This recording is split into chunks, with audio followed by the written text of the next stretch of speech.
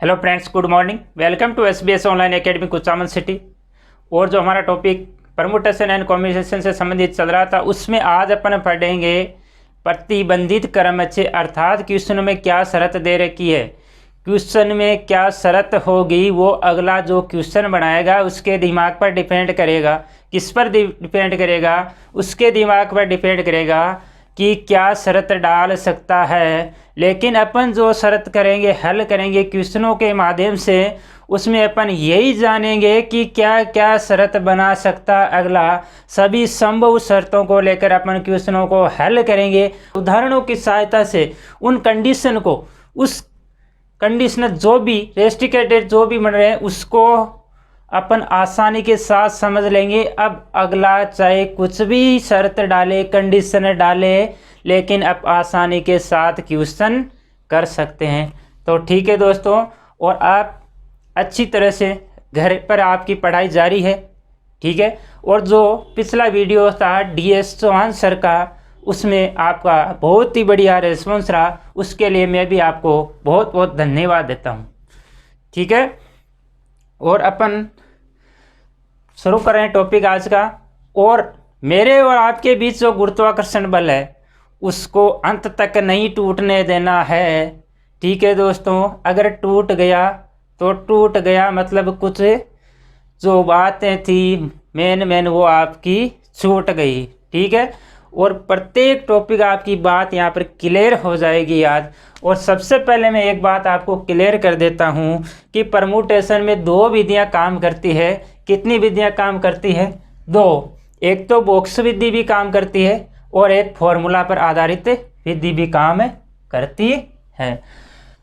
एक question 5 digit आपके सामने दे रखे, उनमें से आपको 3 डिजिट लेके संख्याएं बनानी है। तो संभव कितनी संख्याएं होगी, कितनी संभव संख्याएं बना सकते हैं?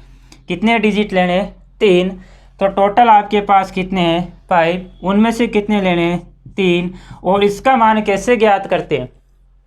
इसका मान ज्ञात करते n से शुरू करके r घटती हुई संख्याएं। n का मान यहाँ पर कितना है? 5 इंटू 4 इंटू 3 टाइम्स आ गए, 1 2 3, ठीक है। अब मैं इसी विधि, इस क्वेश्चन को बॉक्स विधि से 3 अंकों की संख्या बनानी है, तो बॉक्स 3 बनाऊंगा, ठीक है। तो पहले बॉक्स में आपके पास कितनी संख्या है? 5। तो पहले बॉक्स को आप कितने तरीके से भर सकते हो? 5 तरीके से। दूसरे बॉक्स को कितने तरीके से भर सकते हो? 4, क्योंकि एक इसमें डिजिट आ जाएगा तो इसमें 4 ही बचेंगे, ठीक है। दूसरा इसमें भर दिया, तब आपके पास में 30 में कितने बचेंगे? 3। और आ रहा है तो और का मतलब आपको क्या करना है? मल्टीप्लाई। बात तो एक ये बॉक्स विधि से करो या फॉर्मूले की सहायता से करो, लेकिन आपको एक बात क्लियर कर दूं कि जहाँ पर जिस विधि से हमें सरल लगेगा उसी विधि का उपयोग करेंगे। अपने को तो करना क्या है? ऑप्शन भरने। क्या भरने? ऑप्शन। बॉक्स विधि से अगर जल्दी हो रहा है तो वहाँ पर बॉक्स विधि उपयोग में लेंगे। अगर फॉर्मूले की सहायता से जल्दी हो रहा है तब हम किस विधि का काम में लेंगे? अब अपन बात करते हैं प्रतिबंधित क्रमचय क्या होता है।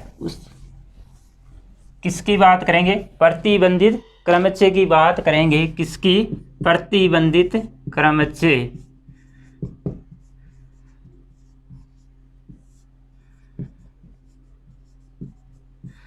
रेस्ट्रिक्टेड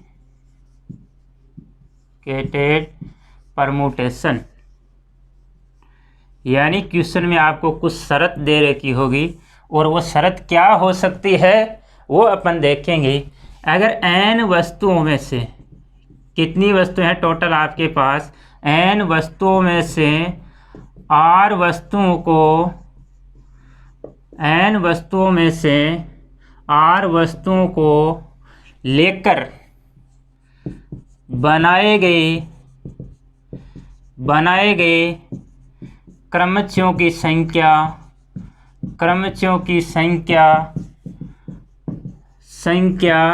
जबकि, अब जबकि के बाद में क्या आने वाला है दोस्तों? जबकि के बाद में वो कंडीशन आएगी। क्या आएगी? कंडीशन। तो कंडीशन नंबर 1 में आपको एक विशेष वस्तु कभी भी न ली जाए। ठीक है, उसको बाद में देखेंगे, पहले एग्जाम्पल की सहायता से समझेंगे। एम विशेष वस्तुएं कभी न ली जाए।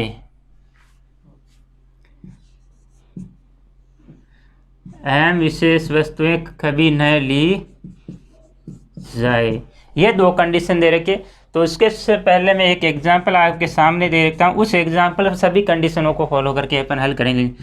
9 अंकों, क्या दे रखा है, 9 अंक 1 2 3 4 5 6 7 8 9 में से 5 अंकों की बनने वाली, कितने डिजिट की, 5 अंकों की बनने वाली संख्याओं की संख्या बताइए, जबकि इसमें भी आपको क्या दे रखा है, कंडीशन, क्योंकि कंडीशन को अपन एग्जाम्पल की सहायता से समझें। ठीक है, पहली कंडीशन वही है, 3 को शामिल ना किया जाए। किसको शामिल नहीं करना है दोस्तों, 3 को। दूसरी कंडीशन में दूसरा क्वेश्चन आपसे ये पूछ सकता है कि 3 6 9 को शामिल ना किया जाए, शामिल ना किया जाए। ये दो कंडीशन दोस्तों आपके सामने है। ठीक है, दोनों कंडीशन आपके सामने दे रखी है। एक में तो क्वेश्चन में ये कह रहा है कि 3 को आपको शामिल नहीं करना है, और दूसरी कंडीशन में आपसे ये बोल रहा है कि 3 6 और 9 को भी शामिल नहीं करना है। दोनों कंडीशन में अलग अलग स्थितियां बनेगी। तो पहली कंडीशन में क्वेश्चन आपका ये है, इसमें कंडीशन 1 नंबर 1 ही है, दूसरा क्वेश्चन आपका ये बन सकता है। तो पहले क्वेश्चन को लेते हैं, 3 को शामिल ना किया जाए, तो इसका मतलब आपको 3 को लेना ही नहीं है, नहीं लेना है। क्वेश्चन बोल रहा है कि 3 को लेना ही नहीं। कितने डिजिट बचे आपके पास, 8 बचे। कितने बचे, 8 में से आपको 5 डिजिट लेने और संख्याओं को व्यवस्थित करके संख्याओं की संख्या बतानी है कि कितने प्रकार से संख्याएं बन सकती है। 1 से स्टार्ट होने वाली, 2 से स्टार्ट होने वाली, 3 से स्टार्ट होने वाली, 4 से स्टार्ट होने वाली। इस प्रकार अगर अपन व्यवस्थित करेंगे तो अपन व्यवस्थित नहीं कर पाएंगे। इसके लिए अपन किसका उपयोग करते हैं, परमुटेशन का उपयोग करते हैं। ठीक है दोस्तों, तो आपके पास 3 को शामिल नहीं किया, इसका मतलब कितने डिजिट बचे, 8 में से आपको कितने लेने हैं, 5 डिजिट लेने हैं। यह आपका पर संख्याओं की संख्या आ गई। या इसको मैं लिख सकता हूँ 9 - 1 P5। ठीक है, अब एक विशेष वस्तु कभी न ली जाए, तो इसका मतलब एक वस्तु न ली जाए तो टोटल संख्या में से एक संख्या माइनस कर देंगे। टोटल संख्या आपके पास n है, तो n - 1 और r लेनी है बची हुई संख्याओं में से, तो r तो लेना ही है। ठीक है, दूसरा है 3 6 9 को शामिल न किया जाए। 3 को ही नहीं लेना है, 6 को ही नहीं लेना है आपको, और 9 को ही नहीं लेना है। ठीक है, तो कितने अंक बचे आपके पास में, 9 में से 3 गिरे, 6 में से आपको कितने लेने हैं, 5 लेने। कितने लेने, 5। ठीक है, 9 में से 5 ले लिए। या इसको मैं क्या लिख सकता हूँ, 9 - 3 P5। यानी जितने अंक आप नहीं ले रहे उनको टोटल संख्या में से क्या कर देंगे, माइनस कर देंगे। तो यहाँ पर टोटल संख्या आपके पास n थी, तो n में से 3 को छोड़ रहे, n में से किसको छोड़ रहे, m को। यहाँ पर m का मान कितना था, 3, तो यहाँ पर 9 - 3 किया था, तो यहाँ पर m है। अब m का मान कुछ भी हो सकता है, तो n - m बनने वाली संख्याओं की संख्या कितनी हो जाएगी, n - m PR। ठीक है दोस्तों, देखते हैं अगली कंडीशन क्या है। तीसरी कंडीशन आपको दे रखी है कि एक विशेष वस्तु सदैव ली जाए, यानी आपको उसको लेना ही है, उसको शामिल करना ही है। और चौथी कंडीशन आपको दे रखी कि 2 विशेष वस्तुएं सदैव ली जाए, यानी जो आपको क्वेश्चन में दे रखा है उसमें आपको ये बोलेगा कि 2 वस्तुएं या 2 डिजिट है उसको आपको शामिल करना ही है। तब आप किस प्रकार से इसको हल करेंगे देखते हैं। आपके सामने क्वेश्चन लिखा है, एग्जाम्पल वही है, 9 डिजिट आपको दे रखे हैं, उनमें से 5 डिजिट लेके संख्याएं बनाने और उन संख्याओं की संख्या ज्ञात करनी है जब 2 हमेशा लिया जाए, यानी 2 को सदैव शामिल किया जाए तब बनने वाली संख्याओं की संख्या क्या होगी। 2 को आपने फिक्स कर लिया, इसका मतलब 2 तो आएगा ही। 2 को आपने उठा के लेके आए और कितने अंकों की बना रहे, 5। 2 को व्यवस्थित करने के तरीकों की संख्या कितनी होगी, यहाँ पर 2 किसी भी स्थान पर आ सकता है, तो टोटल 2 को व्यवस्थित करने के तरीकों की संख्या कितनी हो जाएगी, 5। और अब कितने बचे डिजिट, 4। और आपके पास यहाँ पर टोटल डिजिट कितने बचे 8, क्योंकि एक ने तो आपको फिक्स कर लिया कि तो ये तो लेना ही है, तो 8 में से आपको कितने लेने हैं, 4। या मैं इसको लिख सकता हूँ 5 इंटू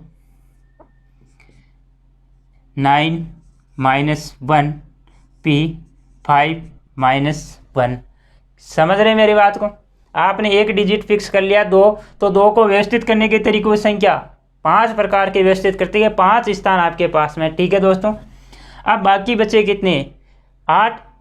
भाई एक तो आपने ले लिया, फिक्स कर लिया, 8 में से 4 लेने, ठीक है, तो 8p4, या इसको मैं लिख सकता हूँ 5 इंटू 9 माइनस 1 p5 माइनस 1।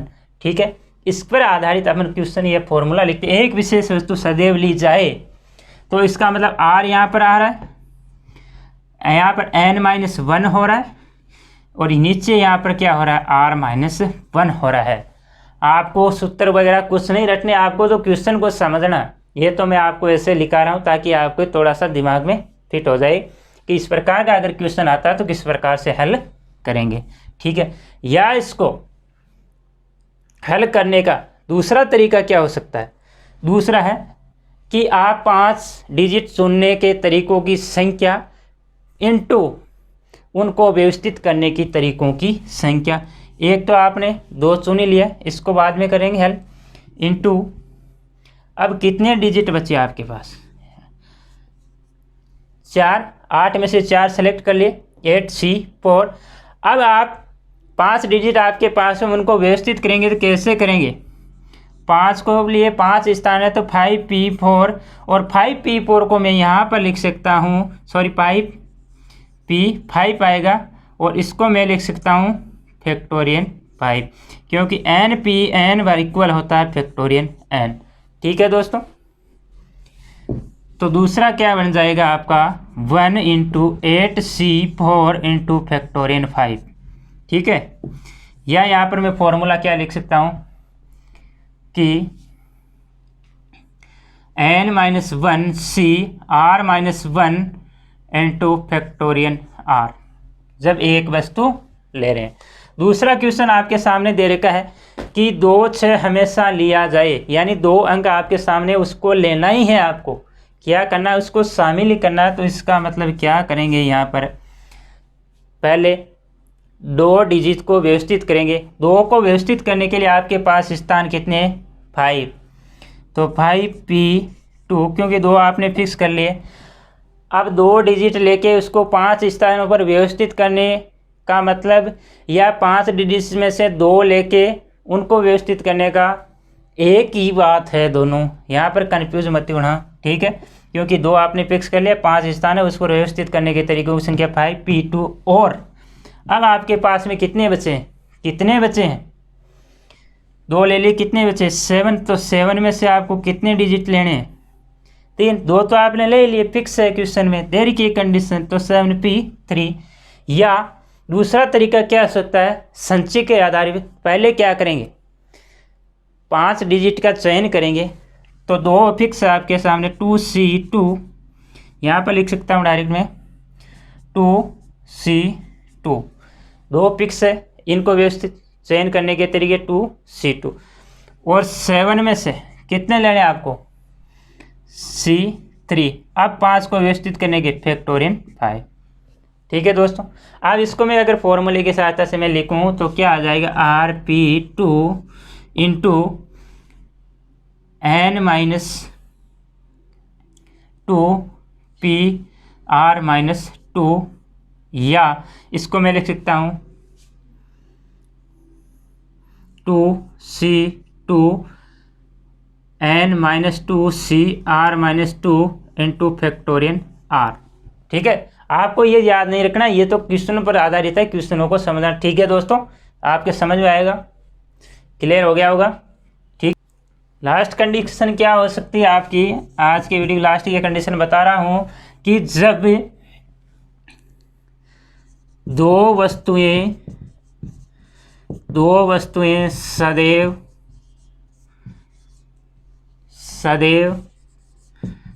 ली जाए एवं साथ साथ रखी जाए। क्या कंडीशन है दोस्तों, साथ साथ रखी जाए, तब क्या कंडीशन बनेगी, परमुटेशन कैसे याद करेंगे। दो वस्तु आपको लेनी है और साथ में आपको इसमें क्या जोड़ दिया है, इसमें दोस्तों साथ में जोड़ दिया कि उसको साथ साथ रखना है। जिस प्रकार कोई जोड़ा साथ साथ रहता है, उसी प्रकार इस कंडीशन में आपको क्या करना है, उन डिजिट को साथ साथ रखना है।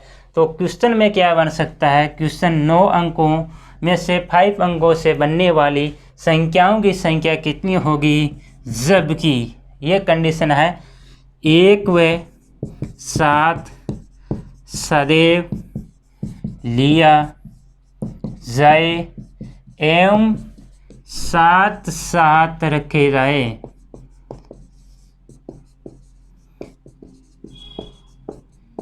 ठीक है दोस्तों, ये आपके सामने कंडीशन दे रखी है।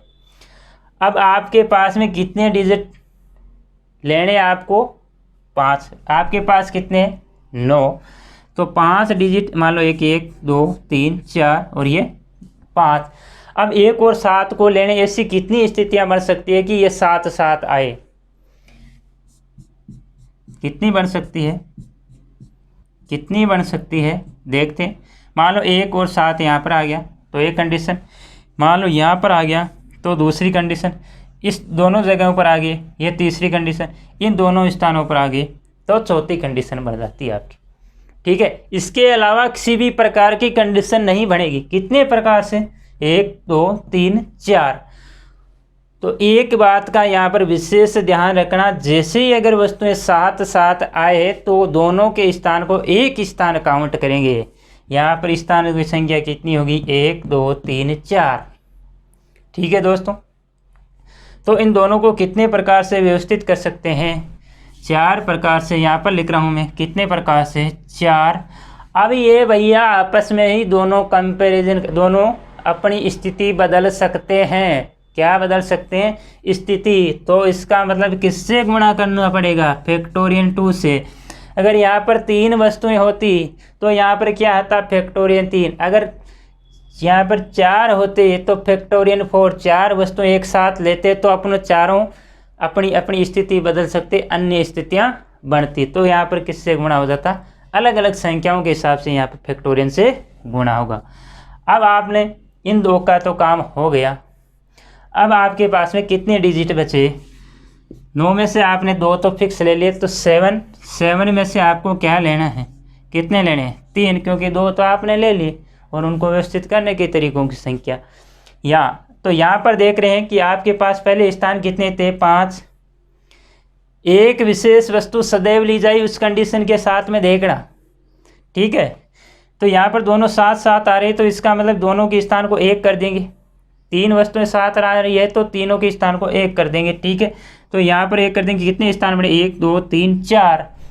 तो 4 स्थानों पर प्रथम 2 वस्तुओं को जो आपने फिक्स कर रखी है उनको व्यवस्थित करने के तरीकों की संख्या कितनी होगी, 4। अर्थात क्या हो जाएगी, R-1 इंटू व्यवस्थित अपनी स्थिति चेंज कर सकते हैं, इसका मतलब फैक्टोरियल 2 आया है। ठीक है, अब जो बचा है 7 में से कितने लेने, 3 डिजिट लेने हैं।